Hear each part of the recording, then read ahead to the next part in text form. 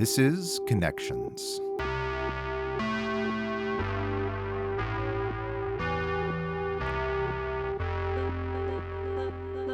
From class to career, join us as we explore the interconnection between life, learning, and work.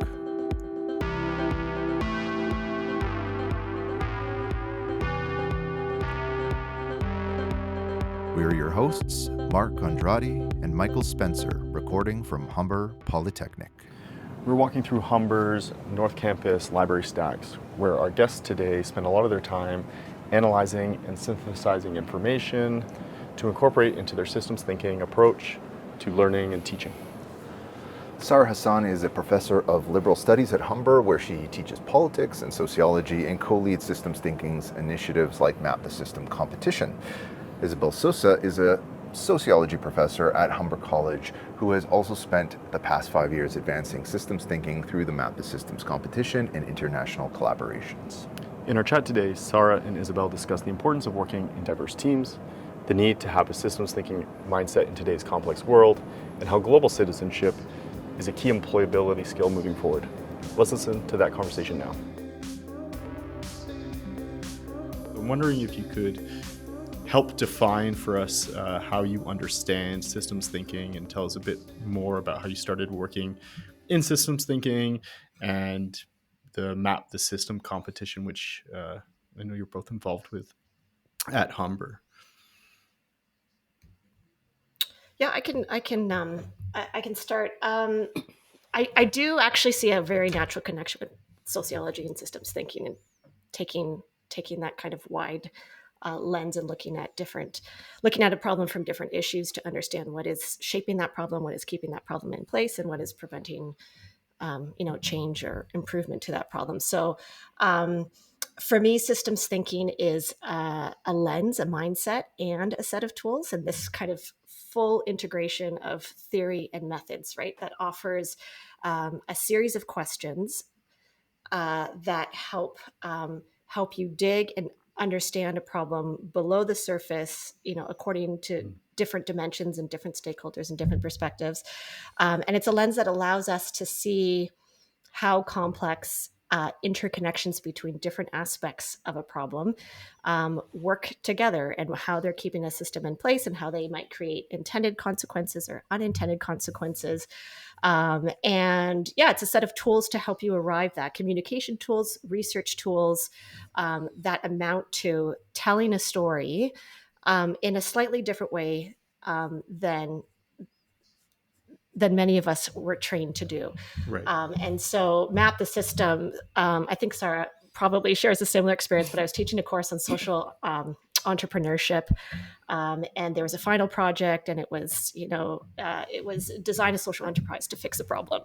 And it became very obvious that the cool and interesting ideas that students were coming up with just were very far removed from like a deeper and fuller understanding of what was going on in the problem.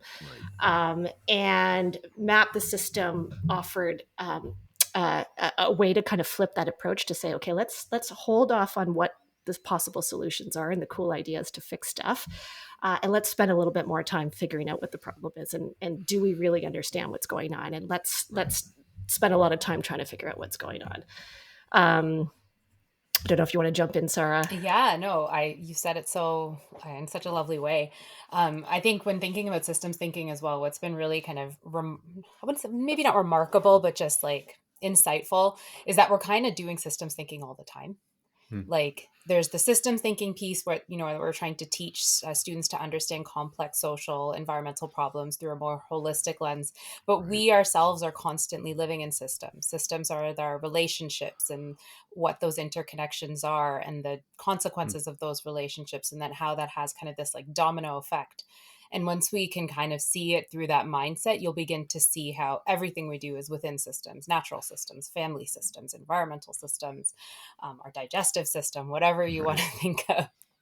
But I think that's where systems thinking has been such a great kind of approach. But once you begin to see things through that lens, it makes understanding those maps that much more palatable, I guess, is a good way to put it. It's a language, right? It's a language, yeah. And it's great because the power of it is that it helps people from different disciplines sort of talk about the same things, right? So some Right. of the language that comes with systems thinking is hard. It takes some time to get it and to get those maps. Those maps look, you know, difficult to understand at Yeah. first glance. Right. But then once you know the language and you understand it, it's this bridge of conversation, of shared understanding for different ways of thinking about something. Yeah. And I think it's helping students see that we're already doing it. We're already connected in so many ways. We're connected to one another in a classroom. We're connected to one another as part of this Mhm. institution. And Right. when you see that as a system and see how every action has a consequence and understanding those relationships, it really helps to bring systems thinking to life and seeing yourself within all of these intersecting systems and then being able to take that mindset and apply it to um, an actual concrete problem you want to explore. Right. It's interesting because I think it kind of is counterintuitive, maybe a bit, to kind of what we're normally taught, which is kind of like area expertise is the Mm-hmm. goal. And obviously that's important in its own way, but also kind of um, it goes against this kind of like, I guess, culture of convenience too, where like there's simple solutions to problems, right? But there's really not, right? It requires a deeper and like wider analysis. Do you find there's like resistance to that idea? Uh, I think sometimes there's resistance to like being pushed outside of your comfort zone. Hmm. Right. So it's like you kind of what you're saying, Michael. Like we've been taught to kind of think in these very, break everything up into its component parts, Mm-hmm. right? Break everything up into like take a clock and take it apart and look at each part individually and try to come up with the story of how this might work in that way versus actually looking at the connections between things. It's easier for us to take things apart because we like predictability. We like to be Yes. able to Yeah. plan for these outcomes. That's hard for I find for students, or even just when I talk about this with other people too. It's just like, Yeah. no, but it's easier to like tease it apart and look at it Mm. in isolation. So sometimes the resistance is just that, oh, you're making me think in a very different way. You're kind of Yeah. pushing me out in what I've been taught my entire educational Right. career. Um, that said, though, once you begin to kind of see it through a systems lens, it's hard to unsee. But what I think Right. sometimes some students come to the realization they've already been kind of seeing things in that way, maybe just not in the context of education, but just in the way they look at things in life or, um, social media is such a great example of systems thinking because one thing leads to another, leads to Right. another. You get followers, somebody Right. interprets something differently, then posts something. Like it's such a good um, system. Then they begin to see, oh, like it actually is, it makes a lot of sense. It's quite intuitive. We've just been trained out of it. Mm. I So actually find um, students are quite open to it. Hmm. They're more open to it than sometimes maybe faculty or myself. Yeah. Yeah. That yeah, makes sense. Because it's like I've got the Yeah. textbook, these are the terms, these are the classic, these are the theories that like we need to understand Yeah. this first Right. before we can understand this. And I'm like bounded by this like Mm-hmm. discipline. We have to cover all of this, but mm, you have so many hours in the class, right? And how do you what's the end point you want to arrive at? yeah. What's the pathway there? And so it's been years of kind of shaving off some of the definitions and theoretical approaches that and just saying, okay, let's look at a ladder of inference or an iceberg model and just something new and different. Like we're still Mm. ultimately trying to develop that critical thinking lens, but in a Right. different way. Right. Takes a bit of time. If we're thinking about employability as one goal that students have coming out of college, what case would you each make for students to develop their idea of what it means to be a global citizen as they look to move into a career as a paramedic, in accounting, or as an early childhood educator, for example? It's absolutely part and parcel. It's almost like it's a non-negotiable. You have to be seeing any role you take on, whatever career path you're going on, as part of this um larger responsibility towards addressing some of the social and environmental things we're experiencing. And the other piece, I think, is employers really value that. Employers, corporations, all of the different sectors that our students are finding employment within are all self-reflecting and recognizing the myriad of ways in which those particular sectors might exacerbate or create particular social environmental challenges. And so they're also recognizing their responsibility to address it. So I think they're looking for employees that can not only advance the company goals, but also ways to address these complex challenges we're all experiencing. There's something in social entrepreneurship, we always say, it's this triple bottom line, right? People are not only looking to consider their profit, companies are not only looking at that bottom line, they're also considering people and planet in all of their decisions. And so being a global citizen is almost part and parcel to any job that you're going to be participating within. And I think emphasizing that, and how whatever the work you do also carries that lens, and seeing how it can contribute towards the greater good is an important skill set. And it is something employers are absolutely looking for. So I think it's, hopefully makes the case for students to want to be that in their careers.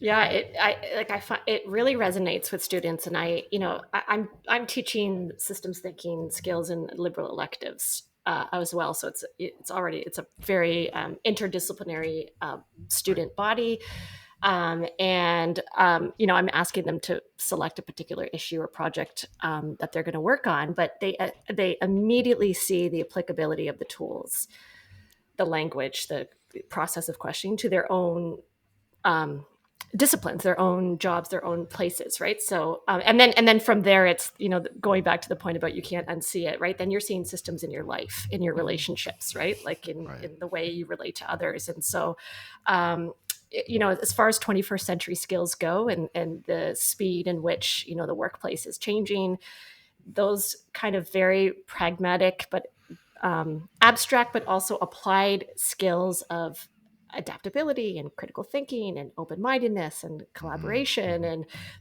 that's the day-to-day stuff of responding to, right, like the kinds of rapid changes that we're seeing and the more and more complex problems that we're seeing, right, that are part of the picture. Makes a lot of sense. Yeah. I don't know if you read the most recent World Economic Forum Future of Jobs report, but I did. It's always interesting when I see these kind of reports, and whether it's the WEF or some other organization, when you look at like the top 20 skills or something they predict for the next 5 years, it's always, no, always, obviously there's some change, but it's these skills, right? Like kind of having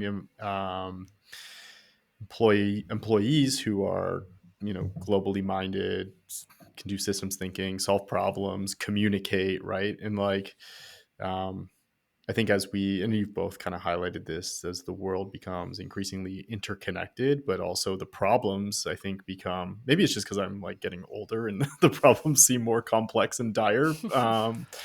You think of like AI and climate change, right? Like they require people working in places who are able to think about these problems in ways that will help the bottom line as well, right? And I think we've often thought of these skills as like nice to haves, but they're actually employability skills that are helpful to employers and making profit and driving economies and that kind of stuff. They're not just like an add-on, right? And these are skills that AI can't replace.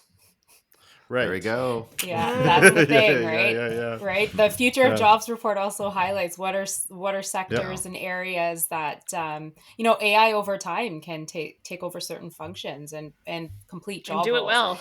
and do it well.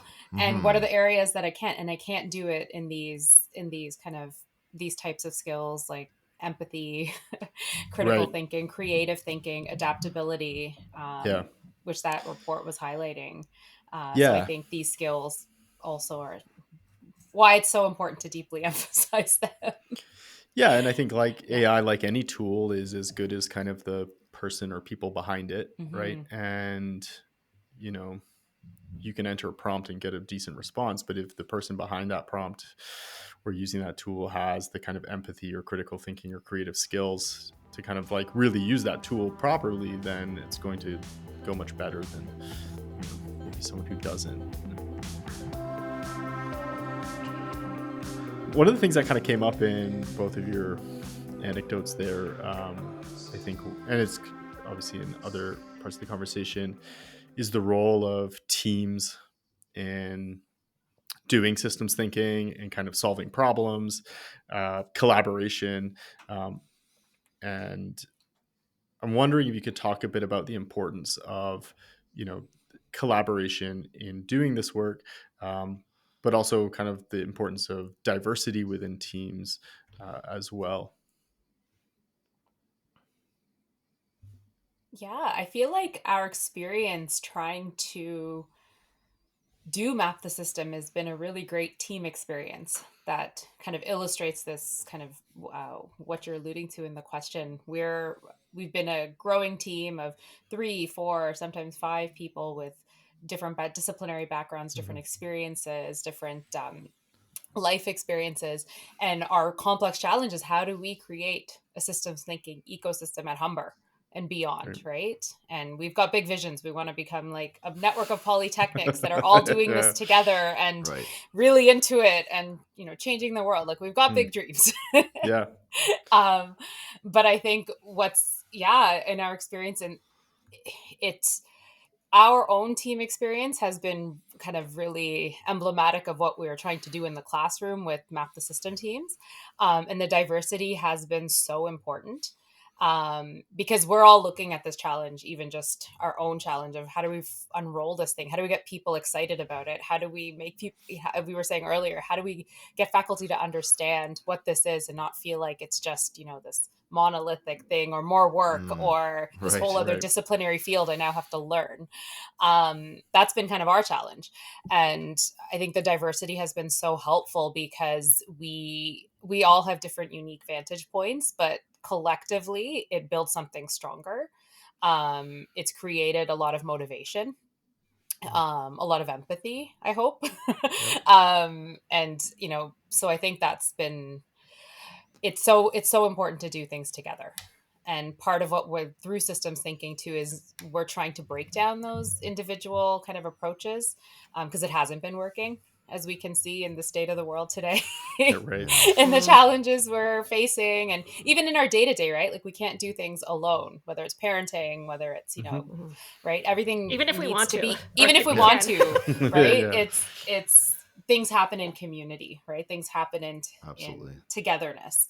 And so us doing that together as a team hopefully models what we're hoping our students will do. We're learning along the way as well. We're trying to, learn each other, learn our motivations, learn how to draw on our strengths as a collective as well. So I think that trying to change a system can only happen when you're bringing people together. So I think the team experience is so vital. It's certainly the spark. It's certainly the reason why I do the work, right? Like it's partly the friendships and the relationships, the learning, right? Like it's easy to get siloed too in your own routines, right? And even with AI and screen usage and routines of teaching, we kind of just get set in our ways, right? And we stop growing and connecting with others and learning and changing it up, right? Like there are these patterns and behaviors that form through practice and through time, right? So it's been really refreshing and engaging to work in a team.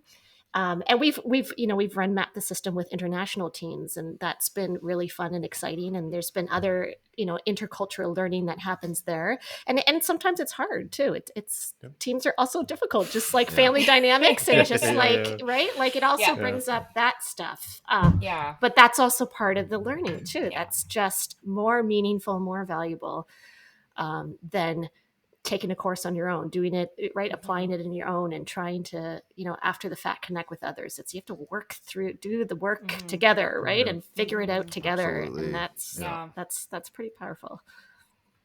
And even just as an employability skill, right? Right. Like Mm-hmm. AI can't do teams. No, no. AI can't do collaboration. But it's called These are, teams. Yeah. but it's called, oh Yeah, yeah, irony. yeah.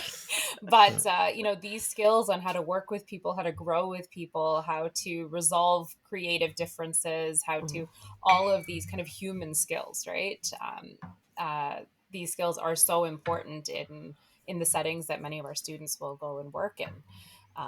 How do we work together? How do we be together? How do we try and build empathy?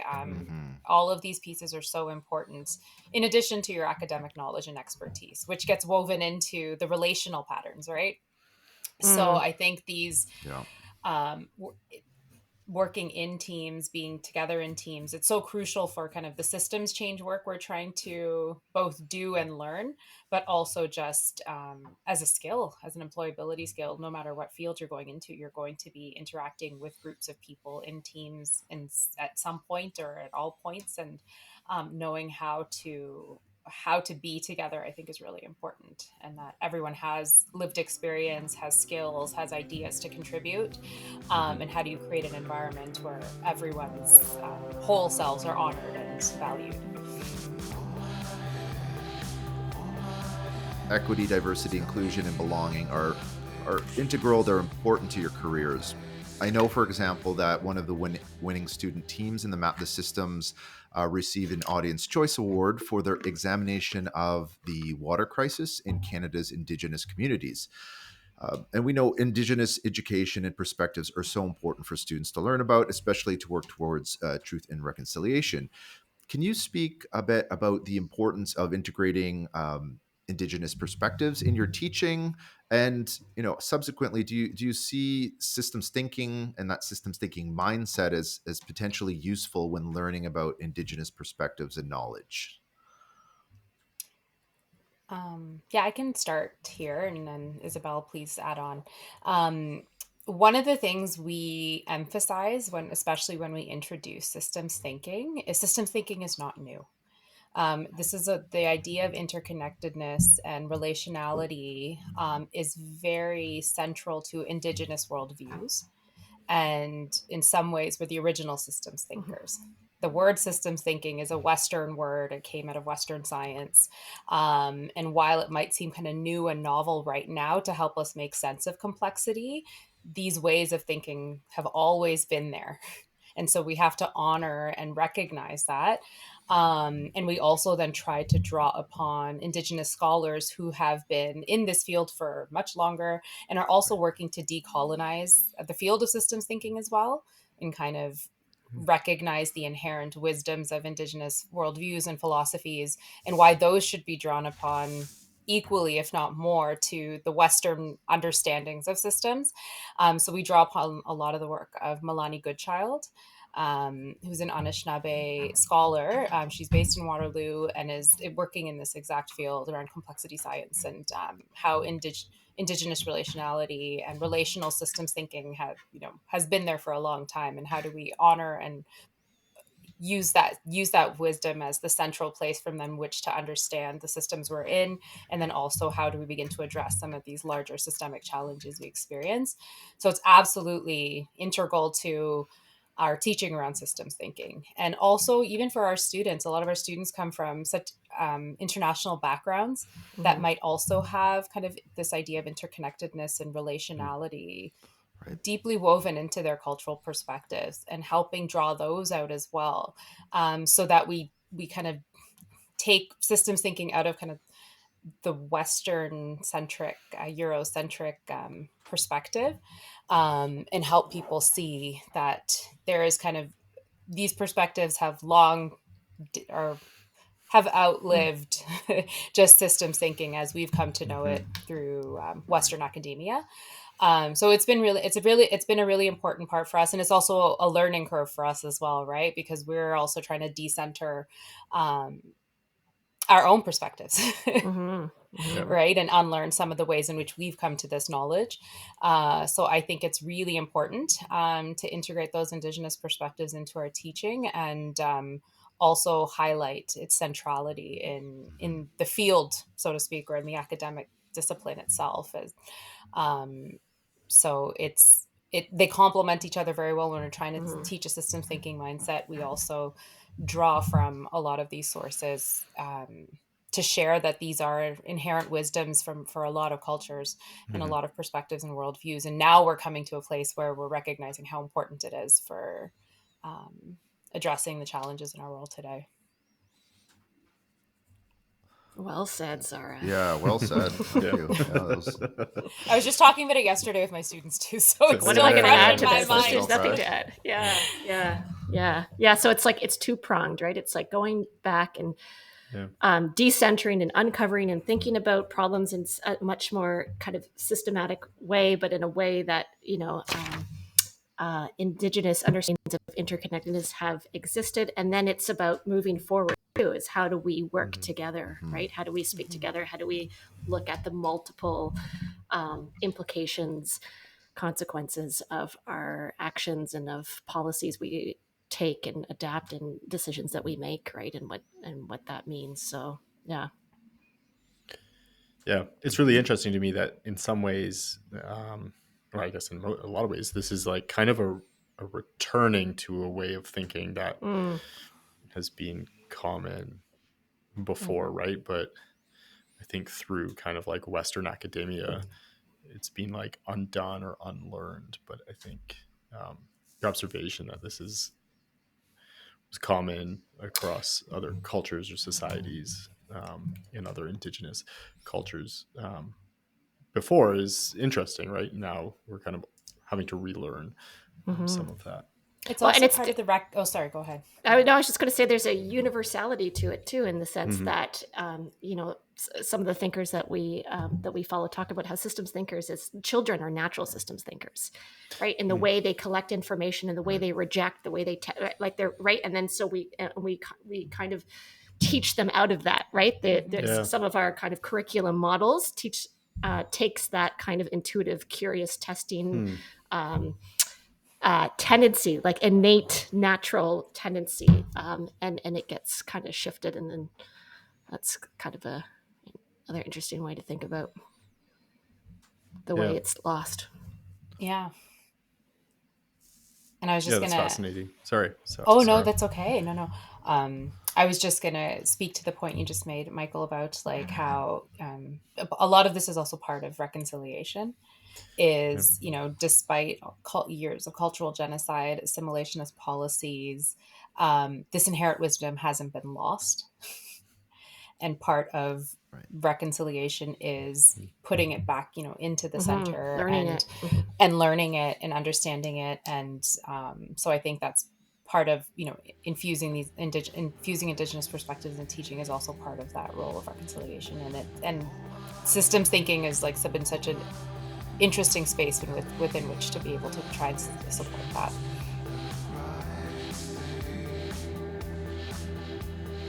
Group projects at school, or maybe just in general, group projects, I have a feeling I know how you're going to answer this one, are overrated or underrated? We would not be good ambassadors of systems. I know. Severely underrated. Yeah, I mean, there's a context. There's a context sure, always for what can make group work difficult or challenging. But yeah, for sure, underrated. Using emojis in professional communication, overrated or underrated? There's the odd person who overuses them, but I think in a shared environment, you have to learn the appropriate use of it. Yeah. But I do feel like it lightens the mood, it conveys feeling, and it's a shorter way of communicating, but more meaningful. I love a good emoji. Office small talk, overrated or underrated? Underrated. It's underrated. Sure. Yeah. It's like, again, the feelings, right? It's like, how do you come to love your job? It's making those connections, building that comfort and trust, and even the annoying, even if it's an annoying conversation, like even if it's the weather, something, I don't know, there's still something very human. I feel like it serves a really important It makes you feel connected, right? Yeah. I agree. Yeah, it makes you feel connected. And You can't talk small, you can't talk about the big things, and so yeah, it's actually Yeah. valuable in that way. it's a bridge, right? It's Yeah. a bridge. It builds trust, Yeah, and yeah, openness. thank you. Yes. Yeah, no, absolutely Yeah, is, yeah. because then you kind of learn from that other person, then you feel like better to share whatever the big thing Right. is. Especially leading into a tough conversation. Right. Yes. Yeah. That's yeah. true. Mhm. That's true. More Little complex buffer. things. Yeah. Buffer, yeah, exactly. Working from home, overrated or underrated? Overrated. Yeah. Okay. It's the balance, right? Like I would say a Yeah. little bit overrated, but the commuting, it can't all be all at home, but it Yeah. can't all be away from home too. There's a lot of value in it too. Yeah. Philosophical debates in class. Overrated or underrated? Underrated. Underrated. Yeah. Love a good philosophy debate. I Or quite enjoy them. philosophical. Yeah. Because I teach Gen Ed 101, so kind of Mhm. ethical conflicts come up in a lot of different topics, and it is, Right. as long as there's they're being cordial to one another, Yeah. the students, Respectful. Right. respectful and open, and I think I quite enjoy the debates, or even sometimes poking the bear a little bit. Right. Yeah, I agree. The traditional 9 to 5 p.m. workday, is it overrated or underrated in this time, this new Very digital time? I would say overrated too. Yeah. Yeah. Yeah. Yeah. I feel like we do more outside of that time frame than we do in that time frame. Flexibility, it's nice. Yeah. Yeah. Well, we want to both thank you immensely for being on the podcast and taking time to talk to us. It's been really great to hear your insights, and we really appreciate your time. Thanks for having us. This was a lot of fun. Thank you. Great. Thanks Thank so you. much. Yeah.